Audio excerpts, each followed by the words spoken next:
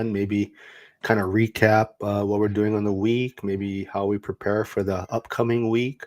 And it's been a while since Kevin's been on, so if anyone doesn't know who he is, he's self storage venture on X, and he does self storage facilities, and he's also a firefighter. So, good morning, fellas.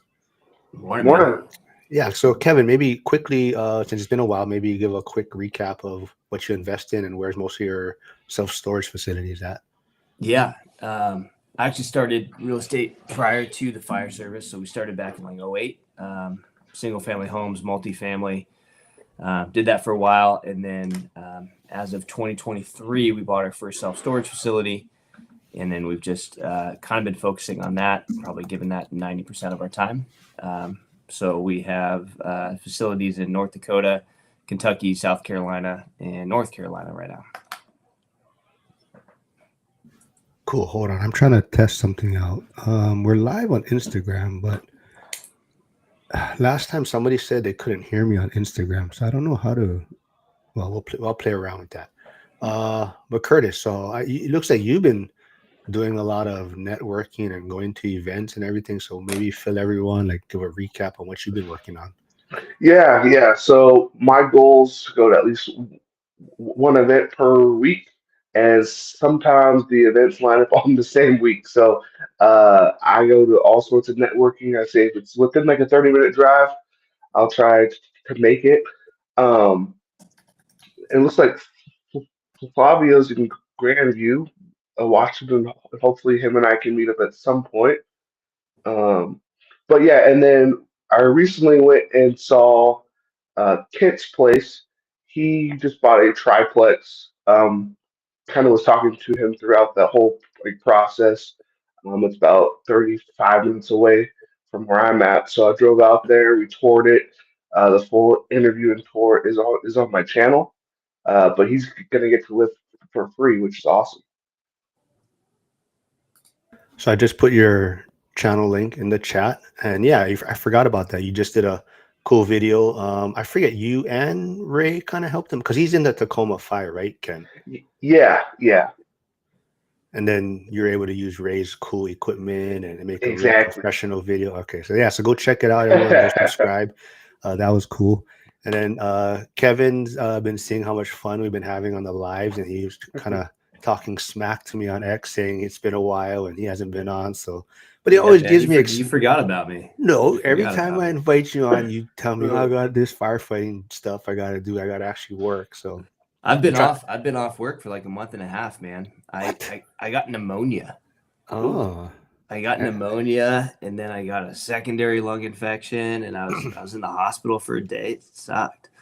So are you so you might as well just retire, man. Right? I'm getting I'm getting a little bit of that retirement life. I go back next week though. So. Well, see, I'm actually out right now. I got a MRI coming up for my shoulder, so I finally got it scheduled. So it's gonna be like I gotta wait a couple weeks. So I'm actually heading out to North Carolina tomorrow night, last minute. So nice. Yeah, and it just so happens, I don't know if you guys remember Lauren Elaine. She's actually going to be in Asheville also, so she's going to be looking at a self-storage facility while she's there. Oh, okay. So I'm probably going to meet up with her. Sierra's going to probably come from Tennessee, and we're probably going to hang out, but that should be fun. Nice. Yeah, so I just want to say good morning to everyone tuning in. We got Hyder here as usual. Thanks for always supporting. We got Ike Hobbs. He's a firefighter also. Flavio's here, like Curtis said, he's in Grandview area. I don't know. Do you know him, Curtis? I know Ray knows him, he said. I don't think so, no. Okay. Yeah, Ray said he's trying to get him into the maybe ORAC community and Tacoma Fry and things, but Big Val's here, so I might meet up with Val too. He's more towards Winston-Salem side, so I might meet him up there, North Carolina. Kind of want to stay away from the Raleigh area, March Madness time, so I might head up that way. And then, Darla's here. Not sure. Aloha, Darla. I haven't seen you here before, but please subscribe and check out Curtis's channel also. But yeah, Kevin. So what you been up to? It's been a while, man. Oh man. Well, my son turned 5 a couple days ago, so we had doing all the birthday stuff. That's been fun. Like I said, off work for about a month and a half, and just kind of.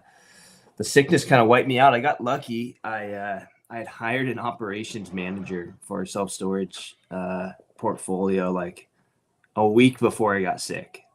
And then I got sick, and I was just like, all right, you're running it, because I was in bed. I was done. And she did a great job. So she's done awesome for us. So that's been a pretty big hire on our end, and it's been super helpful to kind of free up some of my time. Um, and yeah, that's where we're at now. Just managing the existing ones that we have. Nothing. We have one deal in the pipeline, but we'll see what happens with that. Might have to cancel that one, but yeah, that's about it. I did see you post something on X recently about maybe like a lot you folks have, or you have a facility Oh, on there with extra space, maybe. yeah. So we're focusing on expansions at our current facilities, as opposed to acquiring new ones. Um, just because it's just an easy play.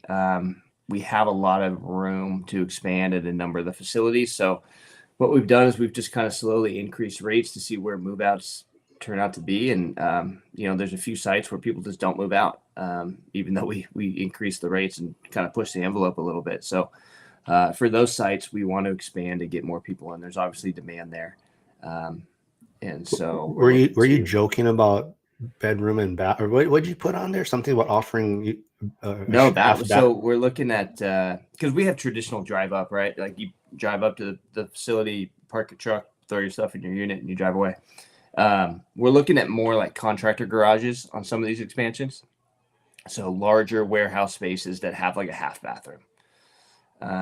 So that way, you're not going to live in there, but you can spend the day in there working.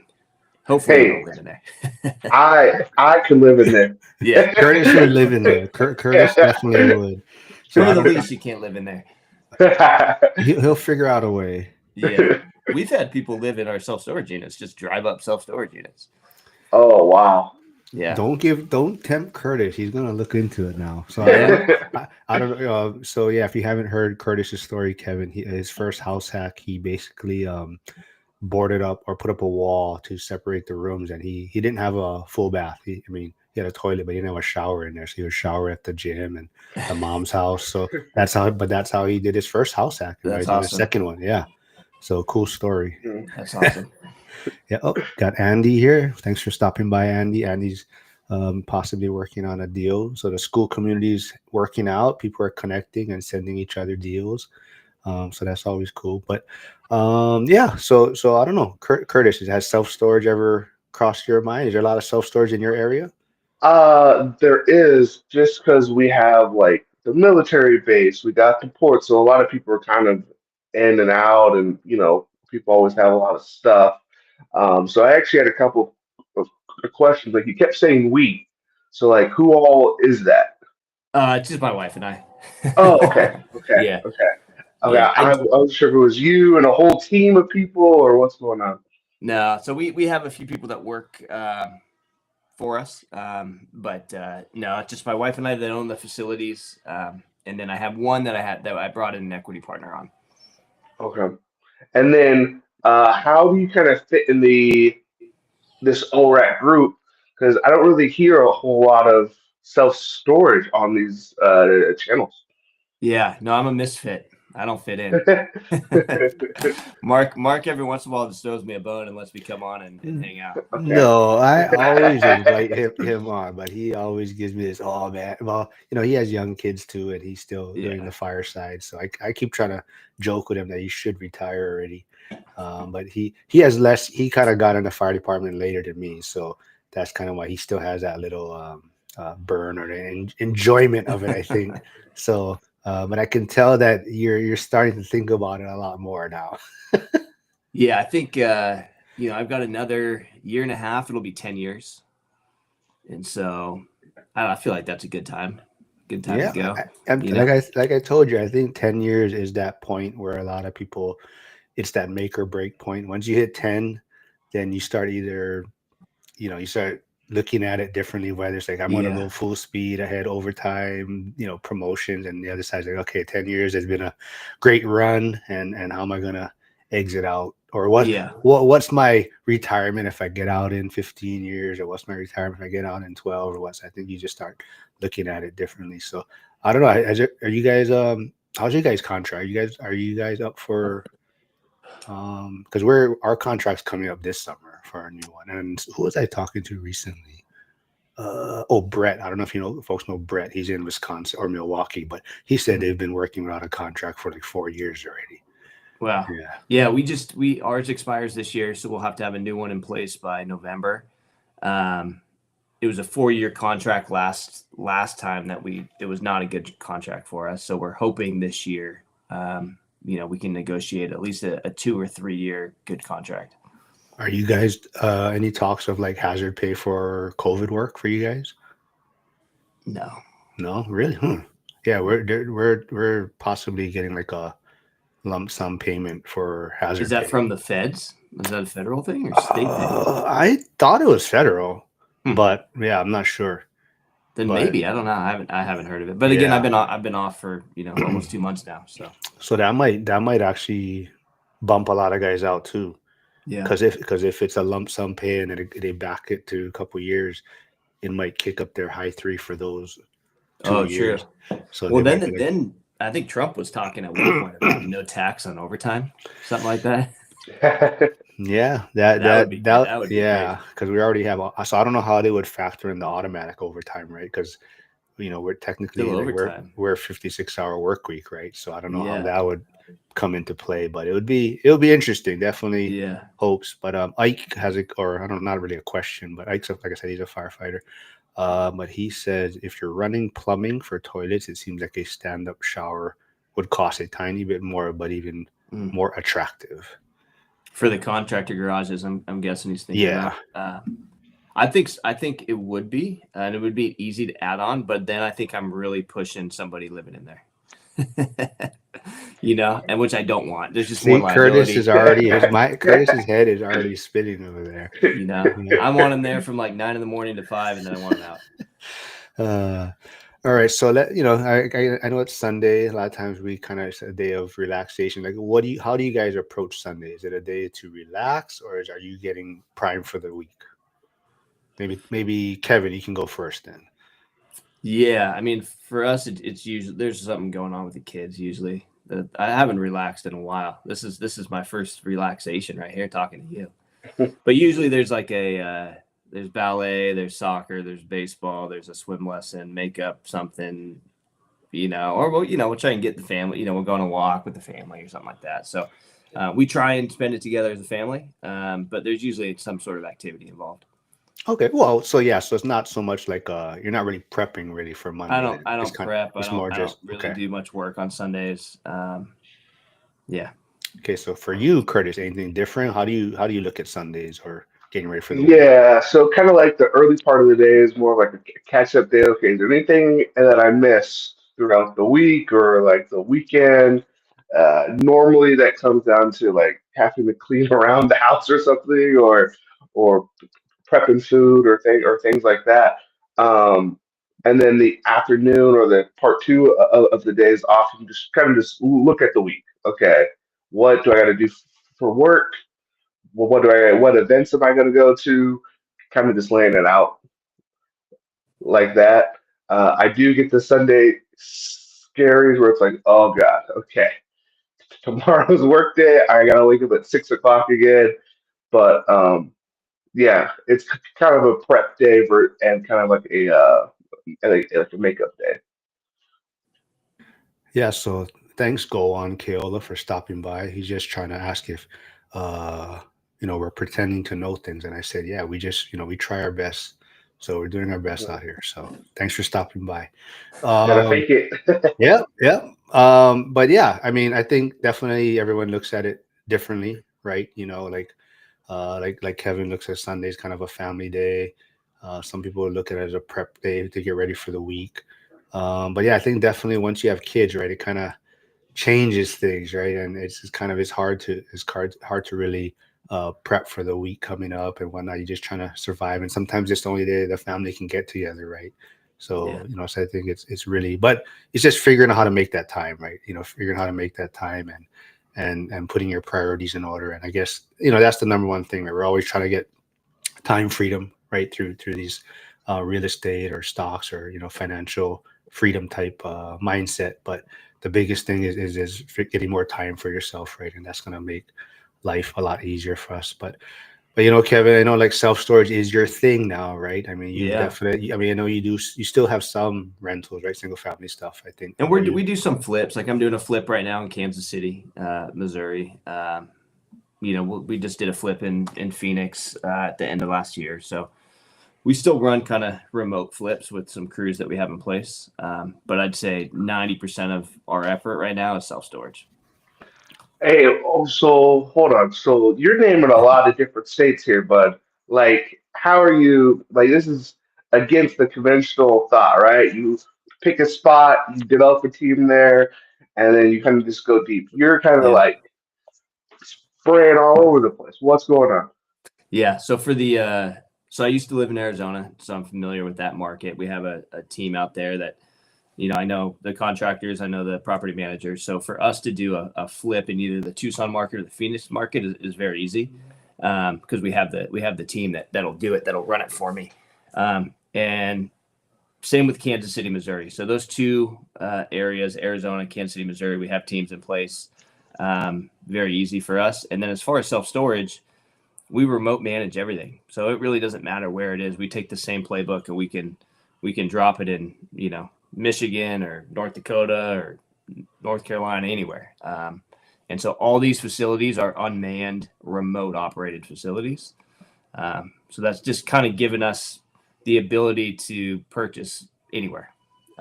There's definitely areas that we prefer, but if there's a good deal somewhere, we can go after it. Hmm.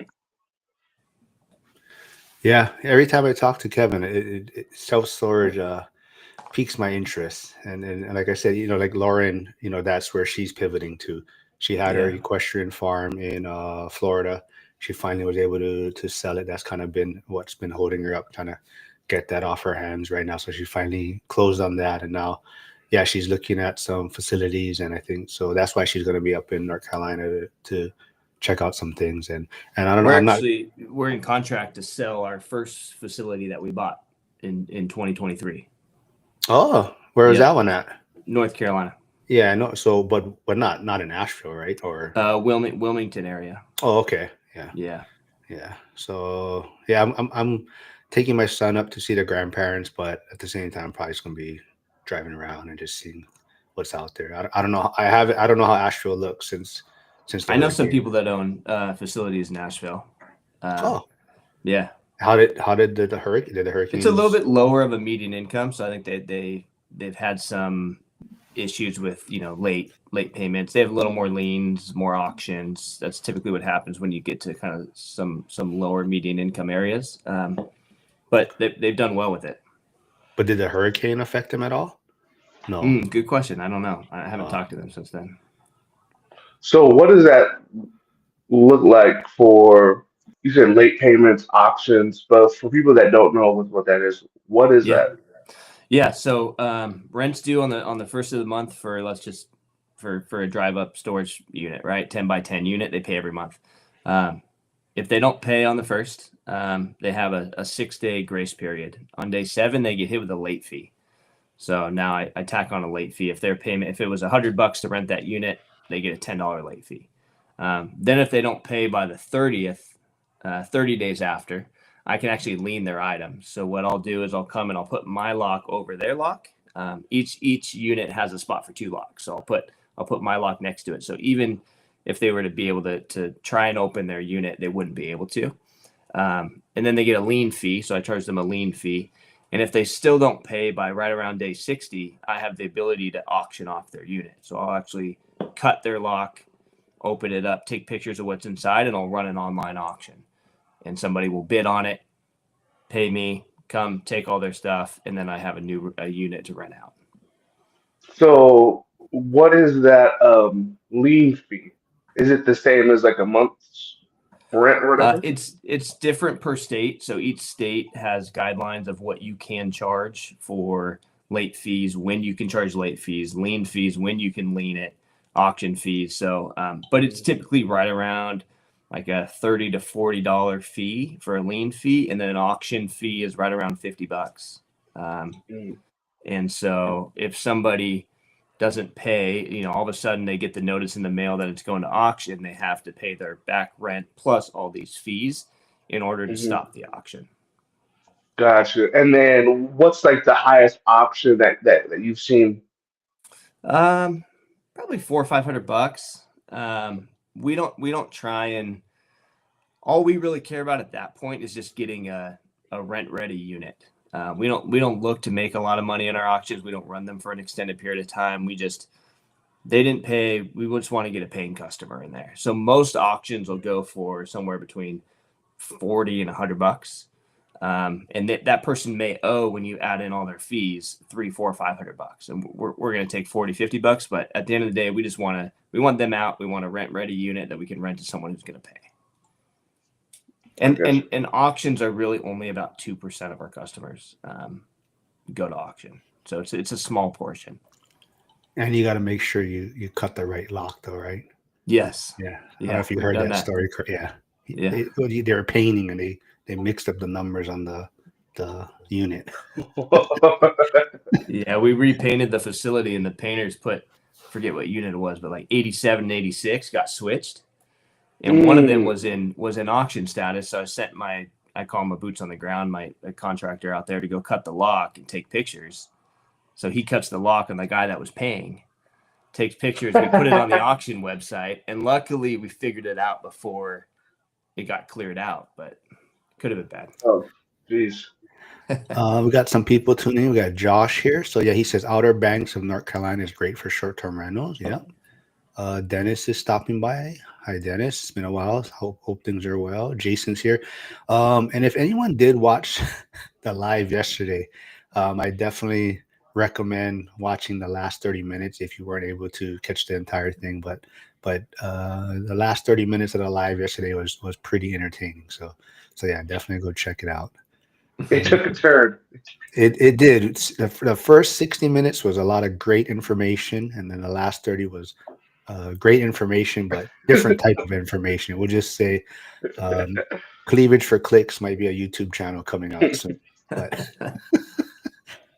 yeah, Jen is based. She's very cool. Yeah, definitely. So it sounds like a few people have signed up with her from the ORAC community already. Sounds like Jared. But yes, definitely go check her out, and yeah, go see if her services can be of use for you. Let's see. Oh, hold on. Let's see. Val has a big Val's here. He's in North Carolina. Says, what do you think about putting out buildings in the back of rentals and charge an extra for rent because everybody has a self-storage and they're trying to get out of self-storage? So you say put a essentially like a self-storage unit in the back and charge extra rent if they want to store their things there. We've done that. We have a triplex, and then we have 3 pods in the back, and we charge extra. And if they want the pod, we rent it out to them. Just an extra form of income. We had a little bit of room in the back. All 3 units took it. I think we charge $80 a month for each one. So if they don't take it, then are you losing? Well, I mean, you've already bought it, so you have the sunk cost of buying it, and then it just sits there. So it just wouldn't be income generated. I wouldn't that particular one. I wouldn't rent it out to someone who didn't live there because they'd have to go through the yard to get to it. Mm-hmm. Potentially, you could rent it out to like a neighbor or something like that. I Gotcha. think most of the time people are going to take those, especially if it's under market rent, right? If everyone else is charging $80 for a 10 by 10 and you're like, hey, you can have this one for 50. Mm-hmm. And I think it makes it easier to rent out because some people, that's just an added benefit that other triplexes aren't offering. Oh, I get a storage unit with my triplex. It's in my backyard that I can just go access anytime I want. Yeah, so I actually did this, although when I bought my triplex, it came with like a garage and like a storage thing, and I actually didn't charge a fee when I uh, listed the unit. However, I charged like top of the market rent because I was like, well, the lender's going to look at the rent; they're not going to look at the fee for calc. So I kind of just added the fee into the rent. Yeah, that works too. Yep. And then when you're going back to renegotiate the next lease, then you can always put in an extra fee for that. Yeah. You could always go back and keep that top of the market rent, and then say, but it's an additional $50 for that storage unit. Mm-hmm. And then the rent stays the same in theory. So Yeah. different ways to play it. I know, Kevin, I know you like self-storage quite a bit because you don't have like that landlord-tenant relationship or Yeah. restrictions or laws and whatnot. For self-storage, is every state vary significantly also, or is it pretty straight across the board? Not significantly. It's pretty similar. Like it might be a few days, right? One state, I might be able to lien someone's item if they haven't paid in 37 days, and for another state, it might be 35 days. All we do to keep things consistent, especially for our ops manager, to make it easy and not convoluted, is we take whatever the most conservative is and we just apply it to all our facilities. So if the longest time I could go with, leaning someone's 37 days, even if I could lean someone on 33 days for a facility in a different state, we just put it all at 37. And that just keeps it easy for us. Yeah, Big Andy says, yeah, about the live yesterday, maybe not watching in church. Yeah, it was a lot of fun though. Definitely, it was a lot of fun. Ray did a great job. Jen was amazing. So hopefully Jen had a lot of fun, and hopefully she'll be wanting to come on the lives a lot more. But I think she brings a lot of energy and a lot of good information. And a lot of us are doing more like the actual acquisition side or property management side of it, but Jen's more on that side of the lending or financing and finding you capital and wholesaling and finding you bringing deals to you. So I think she brings a different perspective on a lot of things. Kevin, I don't know if you ever met Joe V. I don't know if you've been on the live, but Joe V is here. He likes to talk shit about firefighters, but he was perfect. He was a ex off Leo. I forget where he might have been a Leo in Chicago, but now he's in Wisconsin area doing property management and things. But I'm sure he'll say something wise pretty soon. But thanks Joe for stopping by. He'll probably bring up Trump or something pretty soon, which is fine.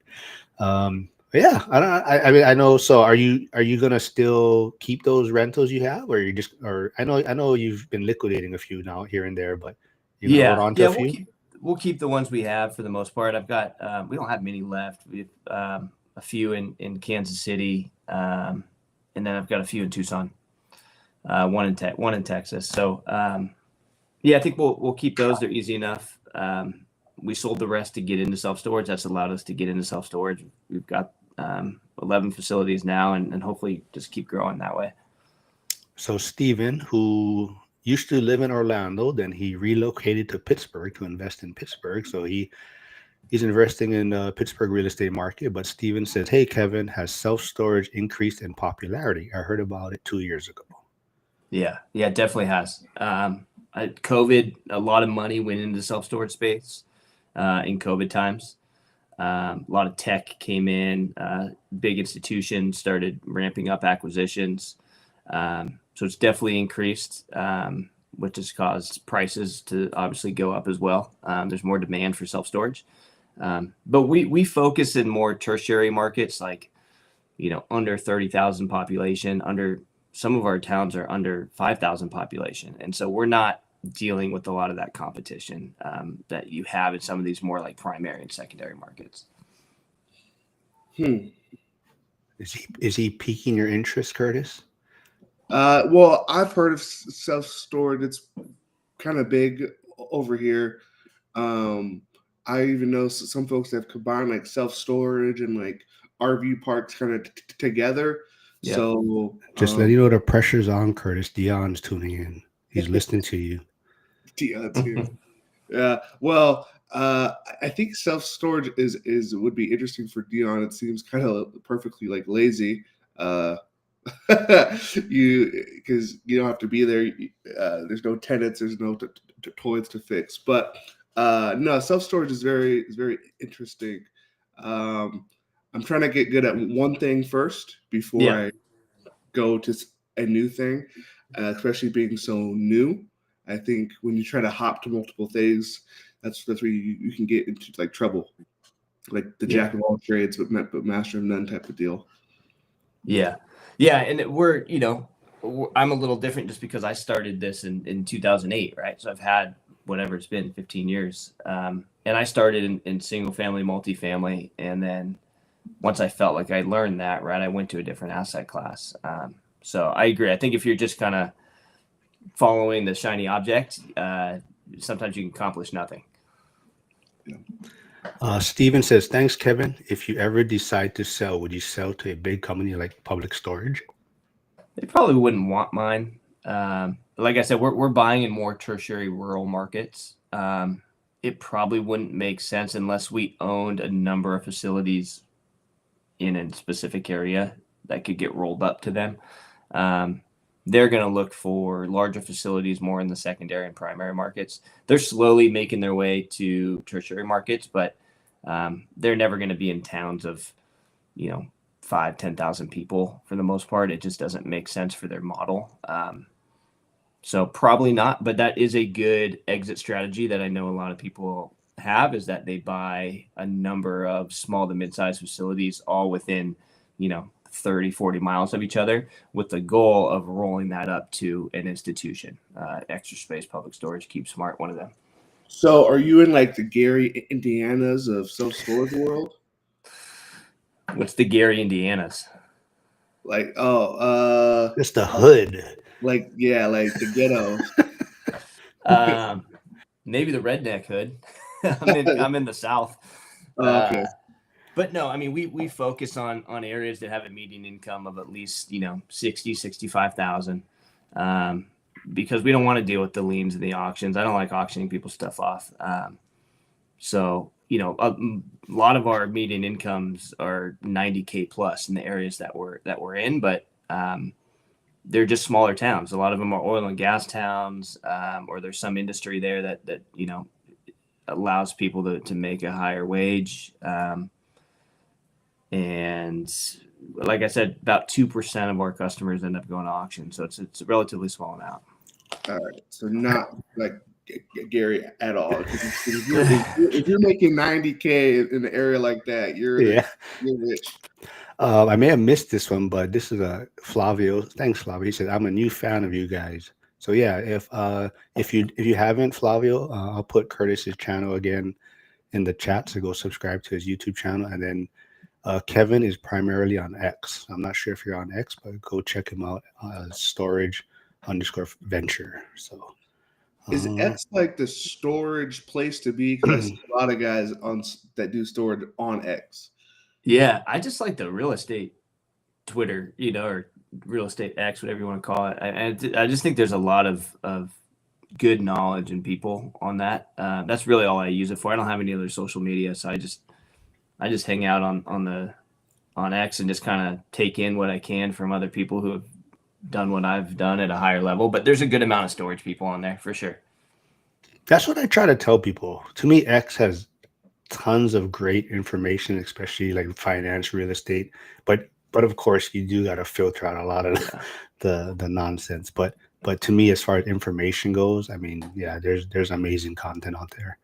Yeah, and I think it's just because of the way the platform is. Like on Instagram, you can't really fit that much on. Or I mean, I guess you could if you had like the slide things, But on X, you can lay out what your point is so well just because of the layout. And I've met a lot of people. I've gone from X to like a Zoom conversation with people, like real life, right? And so that's been pretty cool. I feel like there's a lot of willingness of people to like, hey, you're doing what I'm doing, or I've got questions, like let's just have a phone call or whatever it is, right? So I've used it as kind of an intermediary platform to actually get to know people on a real life basis.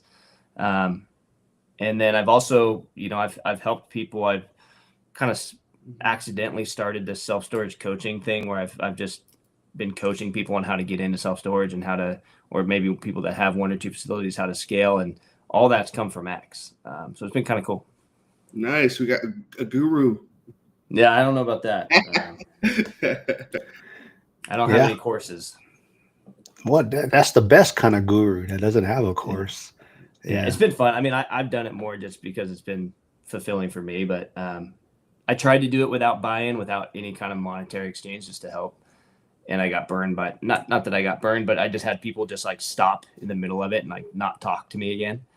Obviously they chose not to invest in self-storage, but I put a lot of time and effort into them. I'm like, oh, that's a bummer. Right. So, I made it now to where it's like, there is some sort of monetary exchange for commitment purposes. But I'm not doing the courses or anything like that, or taking I'm not trying to make it a business. It's just kind of a fun thing where, hey, if I can help, 4, 5, 6 people at a time, it's been good. Firefighters get discounts? Yeah. Yeah. Well, let's see. Did I miss any comments? Good questions here. Let's see. Nothing right now. So back in 2008, did you already have so you said you already had like the rentals, right? Well, that's when we started. So I was in college at the time, and I was in Tucson, University of Arizona, and so that area got hit pretty hard. So me and a buddy bought houses. All of them were foreclosed on or pre-foreclosure, or owners trying to just get out of them. And so at 19 years old, we just started buying houses in the specific neighborhood and renting them to our friends who were in college. Nice. So that's how we got our start. And then at what point was it, okay, let's move from these houses to the storage? 15 years later. Okay. Yeah, 2023, we bought our first self-storage facility. And then we started buying single families in 2008. So, yeah, I mean, the single families were great. And we started a property management company off the back of that. We started a construction company. We brought in investors, and it was great. It was just turned into a lot of work, and that became a full-time job pretty quick. So Dion from Dion Talk Financial Freedom says, does self-storage have seasonality? Yeah. We're just coming into the good part of that season, which is like April to, depending on where you are, August, September. That's the high season. So you get a lot of move-ins. Occupancy is usually at its highest during that time. And then slow season is the winter months. Especially if you're in an area with snow, like our North Dakota facilities. Good luck getting someone to try and move in there in the middle of January. Flip side is good luck trying to get someone to move out too. So it just kind of stays where it is for those winter months. So do you try to have your leases end in the winter too? They're all month to month, which is why I love storage, right? Because I can raise your rent every month if I wanted to. We don't, obviously. But yes, we, especially in the north, we try and time our rental increases between November and February. Oh, so Dion is in the Washington area, and he is one of those that likes his leases to end in the winter, right? Or renew, or because he feels like, like kind of like you're saying, right? It's tenants don't want to move at that time, and it's easier to keep them in place. So, Dion definitely does things backwards, as he would say. And I think he has was it on Bigger Pockets? He might have did an episode of how, or of 5 or 10 things that he does backwards in a sense. And it gets you thinking and seeing things from a different perspective, and how some people look at investing in real estate. And so we always call it the Dionism. So he has kind of this different blueprint for what he does. But so every time I talk to you, man, I get more and more interested in self-storage. But I think it's definitely like Curtis was saying, and even like your path, right? We start on the single family homes, we get good at that. We build this foundation, and then after, if you want to try something different, whether it be short-term rentals or self-storage or fix and flips, but just like Curtis is saying, get good at something first, right? Build that foundation that you can build off of, and that kind of sounds exactly like what you did, Kevin. Right? And I wish I would have known. I would have made a lot more money had I known about self-storage and just started in self-storage at that time. So I don't think there's anything to say you can't just start brand new in self-storage. I know a lot of people that have done really well that didn't have any real estate background and started in self-storage, but if you're already having momentum and success and that flywheel's turning in a different asset class, you may as well see that through. And then if you decide, hey, this asset class isn't for me, or, the returns are what I thought they were, then obviously make that switch to a different asset class. But plenty of ways to make money. Self-storage isn't the way, it's just a way. But it's been super beneficial for me and my family. We've it's been good. Yeah, just like Dylan, who's tuning in. So, morning, Dylan. He'll be on live tomorrow with me and Matt from Mojo Mindset. And Dylan, he's getting in investing, or he's in the multifamily space right off the bat. No single family homes, multifamily. Matt, Mojo Mindset is more in that single family space, and tomorrow's going to be just a fun kind of the single family versus multifamily debate on what is the better asset class. And like you're saying, there's no real better. It's just one might fit your style better, but like you're saying, get good at it first, or figure out if it's for you. And that's why like Dylan, like I said, he's doing some cool stuff. Young guy, but straight into it, multifamily, right? So let's see. Yeah, that's the thing about like investing is like if you go to Costco, you can go sample stuff for free, no biggie. Whereas with investing, it takes a little bit of time to figure out what you actually like and what you're good at, and you can't just bounce around.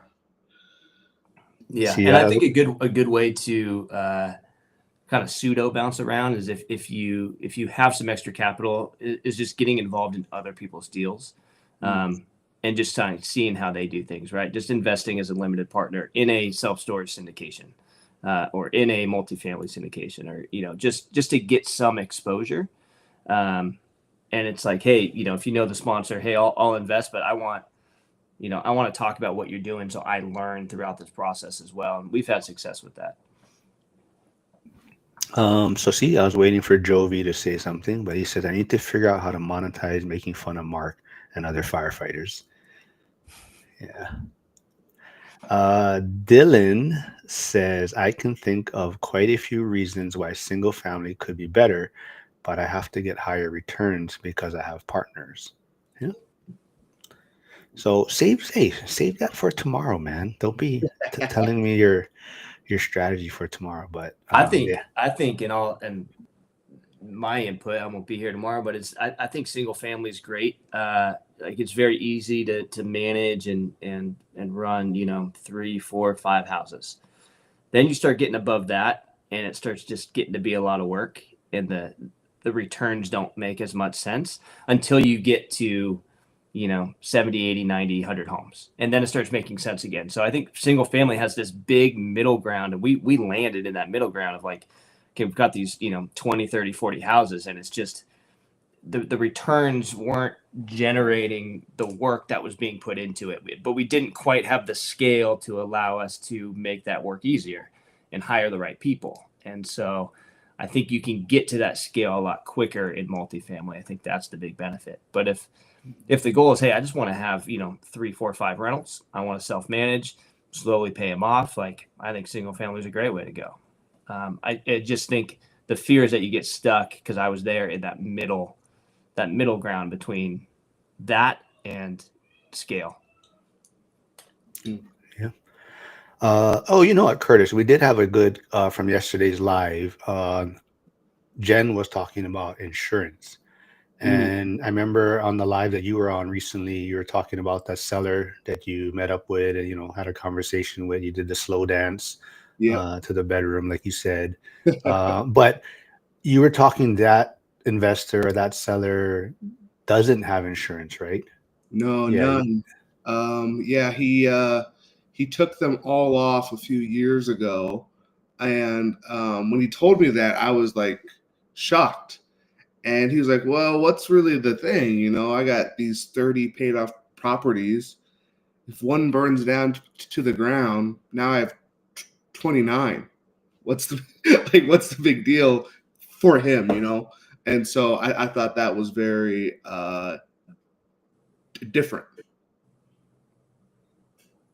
Sorry, hold on. I was gonna. As long as you don't need your, obviously if you're in a high risk area, that's tough, right? If you're in, Tornado Alley or where hurricanes are, right? But if you're in relatively safe areas, and you don't need insurance to satisfy a loan, then yeah, all you really need is personal liability insurance, and you self-insure, and we've done that sometimes too. So it can be a way to go. Yeah, he had got upset at the insurance place a few years ago because he had a roof that was fine. It just was this weird type of roof, but it worked, right? And they wanted him to change it on like 3 properties. He's like, well, that'd be like $100,000 because it was like a family thing. So he's like, it'd be $100,000. So he just dropped them. Yeah. And he dropped all of his properties from them. I thought that was kind of a baller move. Yeah. But for where his properties are at, there's not really a whole lot of like natural disasters. There's some that might get a flood like every 30 years or something like right. that. Yeah, it depends on the area and your risk tolerance, but yeah, I know people that have done that too, for large portfolios too, which is.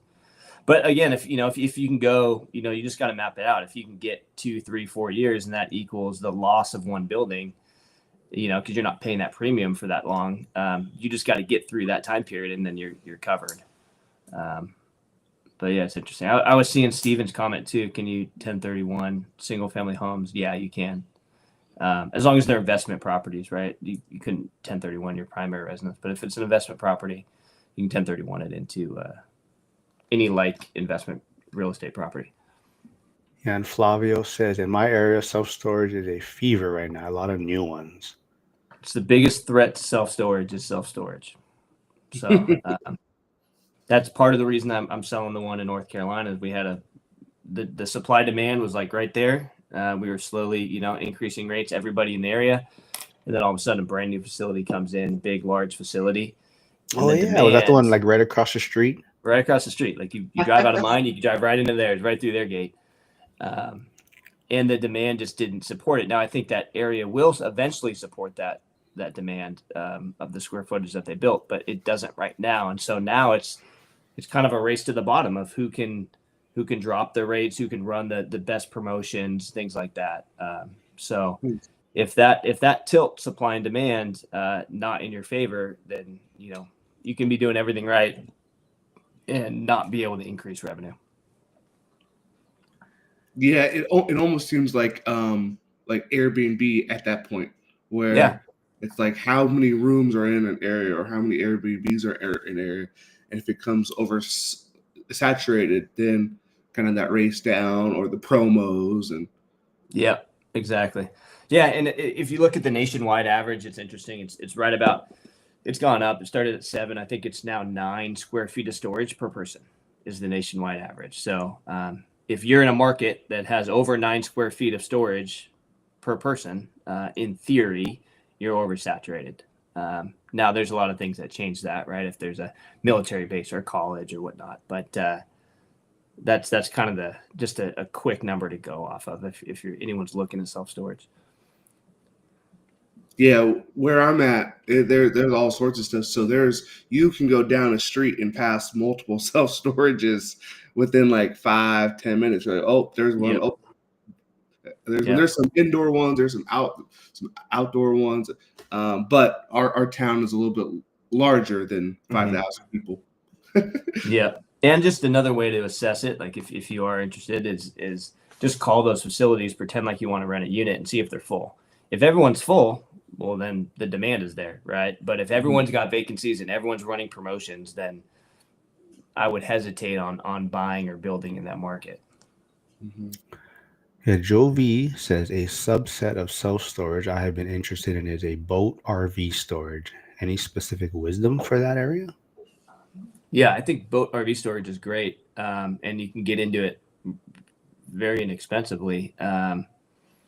Essentially, it's just a covered land play. Like if you're building, right, you just own the land, and now you're just going to put up. There's different boat and RV storage, right? There's uncovered. Hey, just park your RV. I've got land. Park your RV. Make parking spaces. There's covered. There's 3-sided covers, right? And then there's fully enclosed. And so obviously the price point per month for a rental is increased with each of those. It's obviously going to be cheaper for uncovered and higher for fully enclosed. So you have to determine what your market needs. Does our market need uncovered, or does it need covered, or does it need fully enclosed?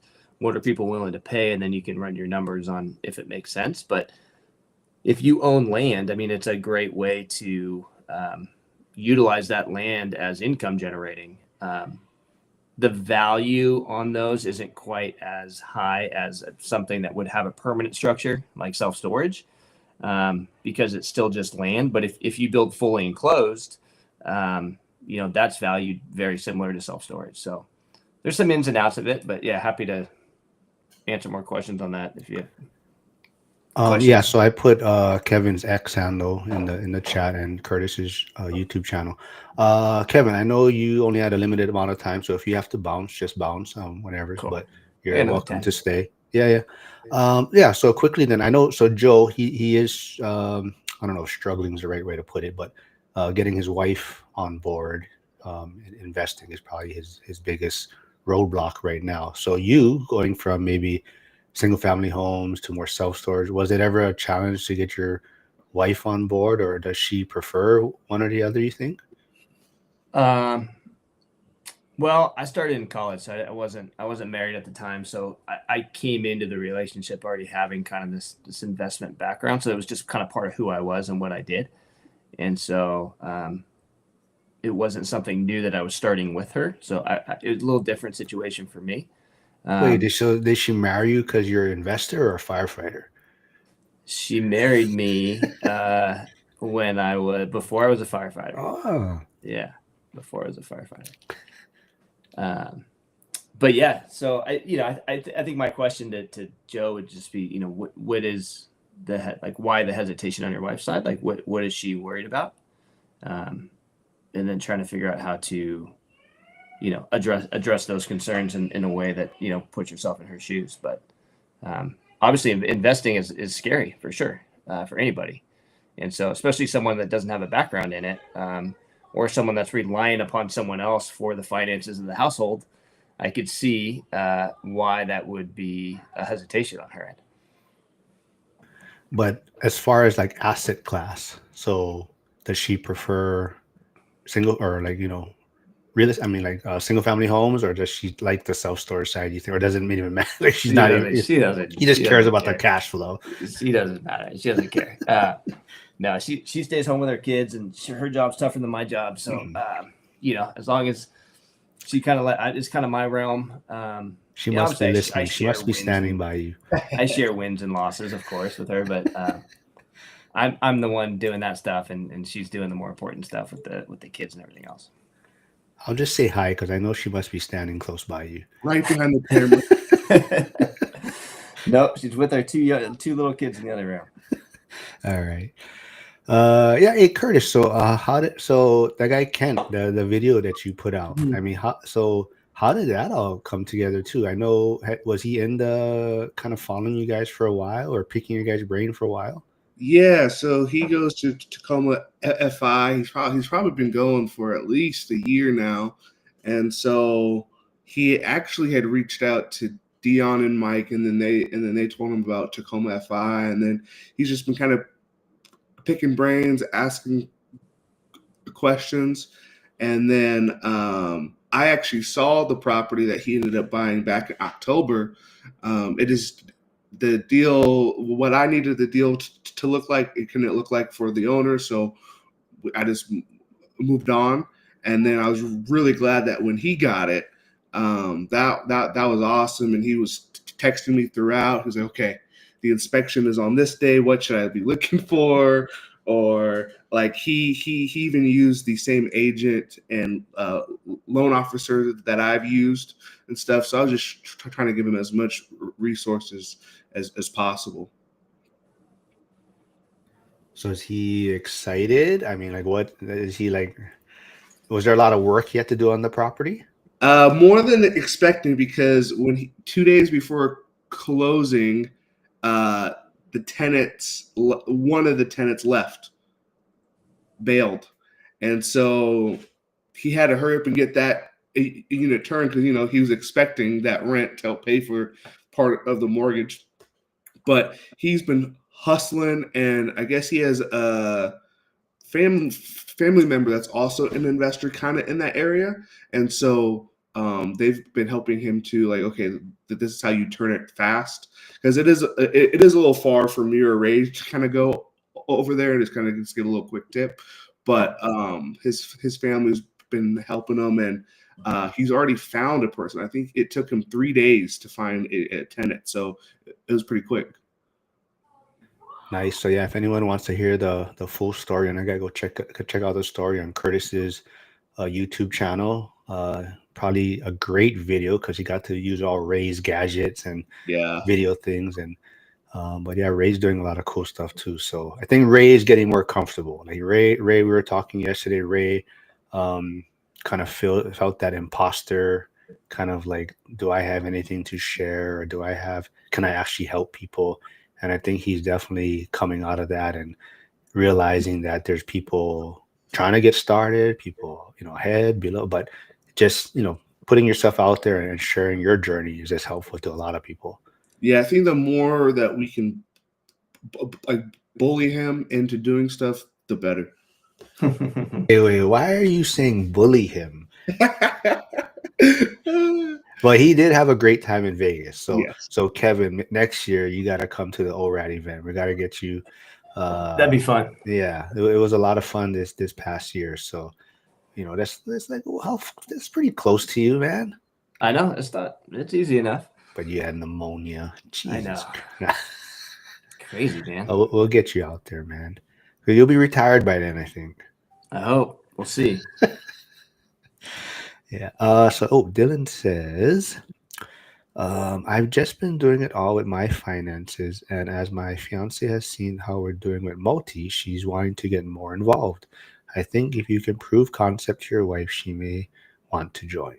Yeah. So Joe, I think that was kind of for you, but I think anyone out there listening that maybe has a spouse that's not on board, that's, you got to kind of show them the proof of concept, I think. I didn't know he was engaged. Good for him. Yes. So actually, he's going to be in Tennessee. Well, not too close to where I'm going to be in next week, but so I know he said his fiance made all the plans already. So I'm not sure if I'm going to be able to meet up with him, but he'll be somewhat in the area. I think Hunter's going to try and come up from South Carolina also while I'm there. So we'll see. And I think even Andy, who's in Ohio, might be going down to South Carolina in a few weeks. So he might come through North Carolina, so I might meet up with him also. So we'll see how many people I can meet up with. How long are you there? I will leave Monday night or head out Monday night, and I'll be there till April 7th. April 7th. I'll fly back out or come back to Hawaii. Okay. Yeah. Nice. I think I'll be there April 11th. Yeah, I can't say that. My MRI is on April 9th. That's why. So okay. Nice. Yeah. Dion has a question for you, Kevin. He says, what is the exit strategy from self-storage? Sell it. There's multiple, right? For us, it's more of a buy and hold, right? We like the cash flow. So we buy these, we hold on to it. And then, like I said, we have one under contract. We're still going to be opportunistic. If we get a great offer, it makes sense to sell, we will. But for the most part, we're looking at these as buy and hold. There's different exit strategies. One is just sell it to another investor, right? There's people that don't want a value add facility and put all the work in that we did. They just want a stabilized facility. And if that's the case, you're just selling it at a cap rate. In a tertiary market, it might be 7 to 8 as far as a cap rate on a sales price. In a primary, secondary market, it might be 5 to 6. And so you sell to another investor that wants a stabilized asset, or you try and acquire enough square footage in a localized area where you can roll that up to an institution, whether it be a regional player or a larger institution like Public Storage or Extra Space, right? And usually your cap rate will get compressed when you do that because you're providing value to them, so they're willing to pay more because they have a larger footprint in a smaller area. So just depends on what you're trying to do. For us, we just like buying these things, holding on to them, slowly paying them off, and just using that cash flow. Dylan says if you have a few that you can put under the same systems, you could sell it as a roll up. Yeah. So Yeah, for so us- it most of the time you're gonna want, if you're gonna try and roll it up to someone more at the institution level, you're gonna want at least somewhere 150,000 square feet plus. For us, we're buying facilities that are somewhere between 15,000 and 65,000 is our largest. So we would need multiple facilities in a localized area in order for an institution to look at us and say, yes, we'd want to buy that, because they want the economies of scale. So they need that higher square footage. But that's definitely an option. I know people have done very well doing that. So when you roll it up, do you get more than just selling them off individually? Typically, yeah. Typically, when you sell a portfolio, assuming economies of scale and they're not scattered, but what it does is it basically decreases your expense ratio because they're close, right? So you can kind of have these economies of scale. So because of that, you can usually sell, your NOI is higher, and you can usually sell for a higher price. And also, people are willing to pay a little more for a localized portfolio than they would be just for a single one-off facility, because it generates more money and has less expense ratio than just this one-off facility. Mm-hmm. Every time I talk to you, and it seems like a lot of your deals, is it common? Like a lot of it is like seller finance type of deals, like a lot of people trying to exit, or they're older and they're just trying to exit out, and that's where a lot of your deals come from. I'd say 50-50. Half our deals have been listed and half our deals, like literally half, have been owner occupied, or excuse me, just like mom and pop owned. And of those mom and pop owned, half have been seller financed, and of the listed properties, the majority of them were seller financed. And just like And that's just the way the market is what it is. Like, it just doesn't make sense to go get a loan at 7 to 7.5%. It just kind of destroys your numbers. So all of our seller financing is under 5% interest. But because of that, I was able to meet their terms as far as purchase price, or it's a give or take. You can either have price and I take the terms, or you can have the terms but I get the price. Like, pick which one's more important to you, and then let's make a win-win. And it seems like a lot of times, like everyone's looking for purchasing existing businesses or small businesses, right? It's a lot of mom and pops that don't have the technology or haven't improved the systems, and kind of sounds like that's how the self-storage also is for you. You're getting these properties, and then now you're implementing newer technology and things like that. So what are some features that a lot of times you're adding onto these facilities that you're purchasing? Most facilities that we buy, they don't have a website. So that's number one, right? Get a website. You can't move in or rent online, or pay online, because there wasn't a website. So get a website. You can move in online. You can move out online. You can pay online. You can now pay with credit cards. A lot of them, mom and pop, they only accept cash or check. We eliminate all cash and check. I don't want to get checks in the mail. So everything's on credit cards, auto pay. And so we just make the ease of renting and paying for a unit, it's just a lot easier than it was. And then we do simple things like we answer the phone. Like, I have a call center, and all they do is answer the phone, and they answer the phone within 2 to 3 rings. Whereas the mom and pop, it was going to their voicemail. So someone wants to rent a unit, and they call and doesn't get answered. Well, then they just call the self-storage facility a mile away, and they rent a unit there. So you have to answer your phone. A lot of them didn't have good signage. We put up good signage. A lot of them didn't have lights, or they were ugly. So we paint them. We put up lights. If it makes sense, we put up a gate with a keypad. Everyone has their own PIN number. If they're late on their payment, we turn off their PIN number so they can't get in. And then they call us asking why their PIN number doesn't work. And we say, well, sir, you haven't paid. Would you like to pay with a credit card over the phone? Yes. Our call center takes the payment, and then their PIN works. So it's just little things that allow us to streamline operations, but also ease of use for our customers. What about like security? Do you guys install like cameras and things like that, or? Most of our facilities have cameras. don't look at them much unless there's an issue. But yeah, they have cameras. Some facilities have gates. Some don't. Again, we focus on buying in areas that are low crime, high median income. So we try and take the risk out of it when we buy our deal by focusing on those areas. Wasn't there one you posted on X that I don't know if there was some shady or you had a photo of a vehicle or something? Oh yeah, just you? recently. Yeah, I had a guy who rented a unit, brought his trailer there full of stuff, loaded it up into the unit. His everything didn't fit in his unit, so instead of renting another unit, he just unhitched his trailer and just left his trailer right in the middle of the drive aisle with all this stuff on it. So I was like, what the heck, man? And customers couldn't get by. Like, I mean, it was kind of a nightmare.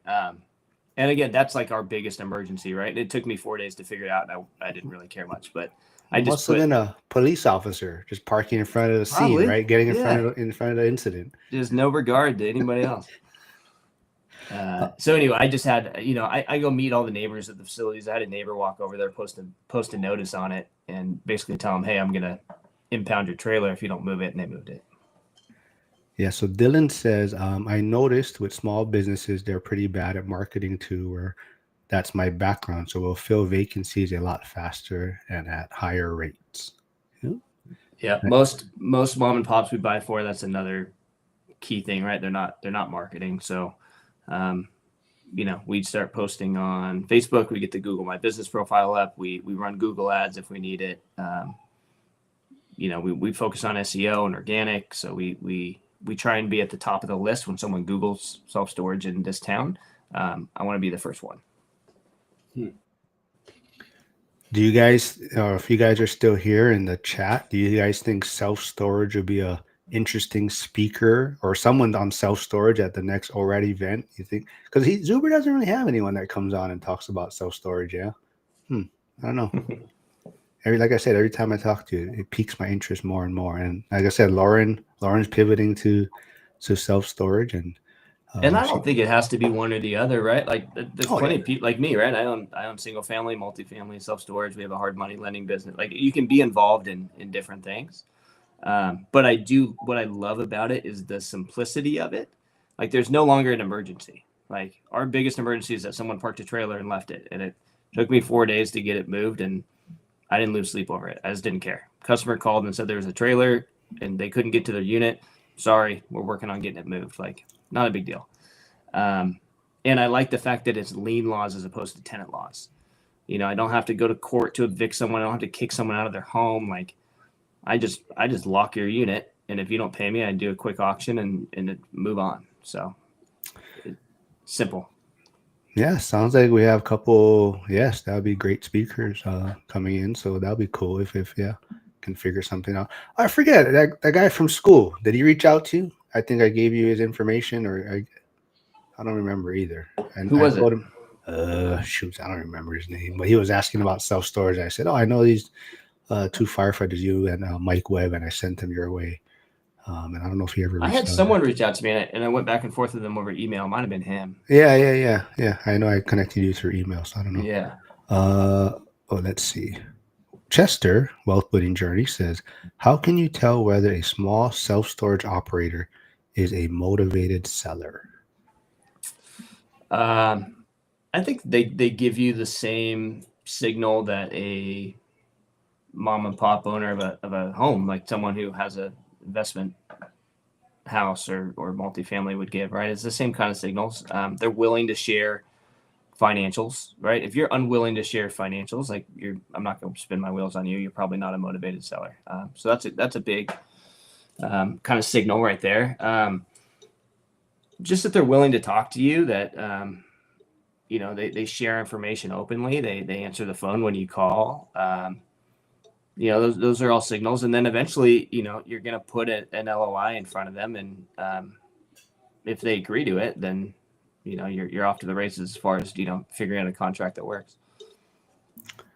Flavio says, do you have insurance in case someone breaks into a client's unit?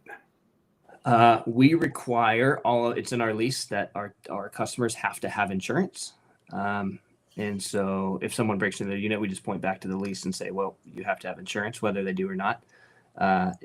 We also partner with an insurance company. And so we charge, if they don't have insurance, which most of them don't, we charge $12 a month for insurance.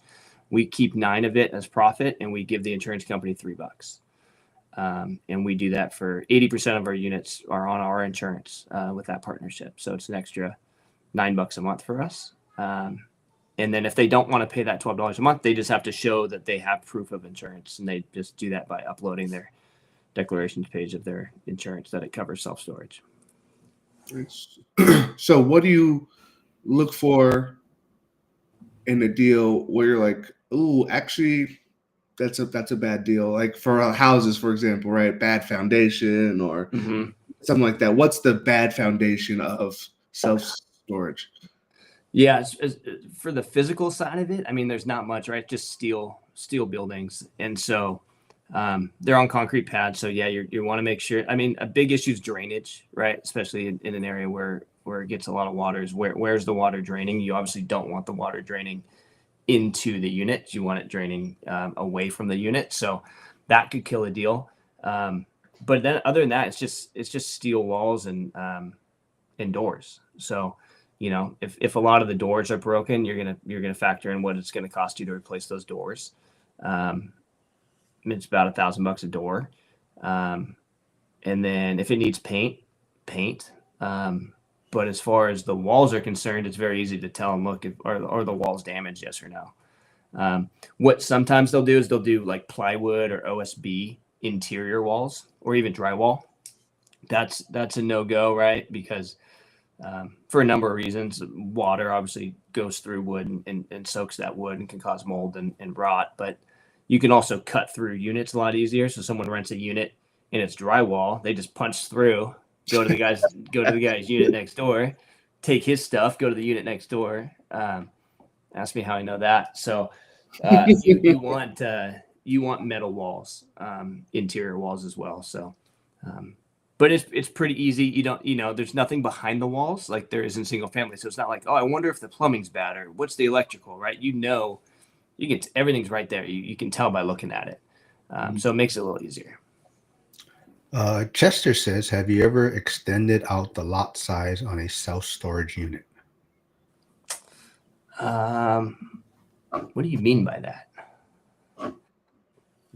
Maybe have I, is there like, we do own self-storage and there's additional land that we'll buy or will come with the property that will allow us to expand as needed.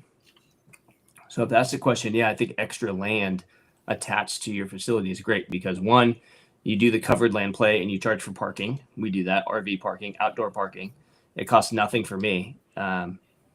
But it's an income generator, or we actually put physical buildings on it and build out a larger facility over time. I guess he meant added more units. Yeah. So, yep. I think that's a huge moneymaker, right? Because we can be all in for about $25 to $30 a foot building, and depending on our market, we can rent that out. For $1 a foot or whatever it works out to be. So then when you take that on an exit cap rate, there's a lot of money in expansion. I think like for single family homes or rental, a lot of times, when you have a tenant turnover, that's a lot of your big expenses, right? What is the cost for like if someone moves out or doesn't renew? I mean, like I said, you can auction off their things, right? But you might collect some money from that too, right? Like how much does it cost in between like a new client, I guess, or new? Yeah, we hire. So each facility has a boots on the ground, just a 1099 contractor, and that's part of their duties. Is they live local, and when someone moves out, they go to that unit, they sweep out the unit, they spray it for bug spray with bug spray if needed. They lube the springs on the door, and they just make it rent ready. And so if people leave stuff in there, what we do is we keep one unit to ourselves, and if it's trash, we throw it away. But if they left like a table, right? We'll just go take that and put it in our unit, and we'll just slowly fill up our unit with trash, and then we'll auction it off. Maybe it takes 3 months to fill it up, and then we just auction it off. Someone will buy it for $10, and no harm, no foul. So that way we're not constantly doing like dump runs. We just fill up a unit, and it usually will auction off. Worst case, you've got a unit full of stuff that doesn't auction, and you just have to pay to have that hauled to the dump. But our boots on the ground will do that, and we just pay them the dump fee. Ike says, have you ever built a new facility? Somebody in my market purchased an old grocery store and converted into climate-controlled facility last fall. Helped that area a lot by fixing up a major eyesore. Nice. I love that model. Converting old businesses to self-storage. So we did it in South Carolina. We converted an old furniture store into a climate-controlled facility. So it was like a 12,000 square foot building. We've got about 9,000 rentable square feet because you have to account obviously for walkways and things like that. So we've got about 9,000 square feet that we rent, and it was great. It generates about 8,000 in revenue each month.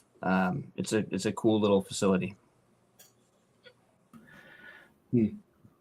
Well, I think you should just come to North Carolina earlier, man. Come like a week earlier, man. I know. I'm actually going to a self-storage event, and so it's a group that I'm in, and so it's a bunch of self-storage investors. So we all meet out there, and we have speakers that come talk to us and stuff. So I wonder, did you ever connect with Mike Webb? Mike Webb? Yeah, he's kind of he was on Bigger Pockets, but maybe. Yeah, but he's big in self-storage, but he's in Maryland, but. Okay. Yeah, he had a health scare, so I know he's trying to. But Curtis from Dion, when is your next house hack? Yeah. So I hired an accountant this year for taxes, and so once they file, I'm gonna send it over to my loan guy because that's what he needs now. He's like, hey, now that you have multiple, I kind of need the tax return, and then I can tell you what we can offer. And so once that's done, then I'll kind of know what my price and everything is. Based on my savings, probably maybe like the summertime, maybe is when I can start the hunt again. In the meantime, I'm kind of just meeting with the owners and stuff and kind of just building the relationships. So when the time does come, then I have some options. Yeah, that's awesome. That's so even like Mikey, who invests in Pittsburgh. He lives in Hawaii, but he has a few rentals now in Pittsburgh, and he said that definitely helped his tax returns. So now the lender, I think it bumped up how much he can qualify for from maybe I think it was like 175 to like 275 now. So now he has more buying power. But like he said, yeah, the power of real estate, right? So just getting in there and maybe you're not moving as fast as you think you are or other people are, but just those few rentals, right, definitely helps your profile to the lenders and having it on your tax return. So yeah, Mikey's doing some cool things. So he'll probably get his fourth one soon or this year. So by next ORAD event, he might have 4 or 5. So doing a lot of cool stuff. And is he doing a single family there in Pittsburgh? All the ones he has currently single family, but he is definitely looking at smaller multis right now, especially since his purchasing power went up. So he has a few he's looking at, and then after the ORAD event, seems like Lars and Harrison, Trade Better 99 are pivoting. They're looking in the Pittsburgh market also, and Lars did put in an offer for a quadplex, but somebody outbid him, so unfortunately. Lars didn't get that one. Let's see. Dylan says, if anyone is looking in Indy, I'm starting a property management next week after I get my license, and I'll be a broker too. Cool. Awesome, man. Nice. And so Dylan will be on the live tomorrow morning at, what did I say? I think 11 a.m. Eastern. He'll be on with Matt Mojo Mindset. We'll have like a little debate of single family homes versus multifamily homes and whatever questions come to the chat, and that probably might be my last live for a few weeks since I'll be in North Carolina. So that's why I'm trying to just bang out as many as I can and get everyone on and whoever wants to connect and do stuff. So Yeah. So yeah, Kev, I know you have to I bounce. like that market too, the Indy market. Indy and Louisville, I'm invested in a single family home fund, and those are two markets they focus on, is buying single family homes in those two markets, and it's been good. Chester, who got his first rental recently, but he says agreed, hoping to get a duplex soon. Nice. Yeah. Yeah. I start to look now, so I can kind of run like the numbers a little bit. Like, okay, if they said I could buy right now, what would that look like? And so it's kind of interesting, especially for the deals that have sat for a bit. I'm excited to make some offers. And if anyone hasn't, there's Dylan's YouTube channel in the chat, so go please subscribe. Check out what he's doing. But Wealth Building Journey says Dylan, Indianapolis specifically, not outskirts like Muncie, Zionsville, or South Bend. So yeah, Dylan, hopefully you can connect with Chester. Yeah, anything else you guys want to wrap things up with before we sign off, or anything else you want to promote, what you're working on, need help with, get ready for the week? Nothing for me. If anyone has more questions on self-storage, I'm always happy to talk about it. I enjoy the space, or just real estate in general. Well, if you come on more often, Yeah. and I invite you on, then Yeah, I know. you all those questions. But yeah, reach out to me on X, shoot me a DM, or we'll find a time to chat. Yeah, and if you can't find him, message me, and I'll get you his information, and I'll connect you guys and whatnot. And yeah, Curtis, anything else? Yes. Where's your fighter mustache, huh? I'm trying to exit. So that was going to be my question. So Kevin, when you retire, are you going to keep that mustache? Oh, actually, wait, you grew it back. It goes back. I keep it. I grow no, it. because you shaved it off, and your son was like, "What did your son say?" Yeah, I think he just told me to shave it. I was like, okay, so I shaved it, and then I went like a year without it. Now it's back. I don't know. I get bored. Yeah. Well. Yeah. Oh. See, Joe is still here. He says he's a firefighter. He's too busy sleeping and eating to come on. See, so that's why so he's saying, Kevin, you can't come on because you're too busy eating and sleeping. Yeah. Well, that's what all cops and firefighters have in common, is they both want to be firefighters. All right. If you guys don't got anything else, we can wrap it up. This was a fun one. Like I said, kind of last minute, just goof around. Always good to get Kevin back on. Always glad Curtis can do this since he's teaching now, so only the weekends he's kind of available. Yeah. So good to get him. Yesterday he was playing football, coaching football. Wow, yeah. Watch the phrase in there. Yeah. But like I said, if anyone didn't get to watch the whole live from yesterday with Ray and Jen, I highly recommend go listen to the entire thing. The last 30 minutes are pretty funny and wild. So go check it out. But yeah, everyone, thanks for tuning in. I'll see you folks tomorrow. Nice to meet you, Curtis. Dylan. And have a great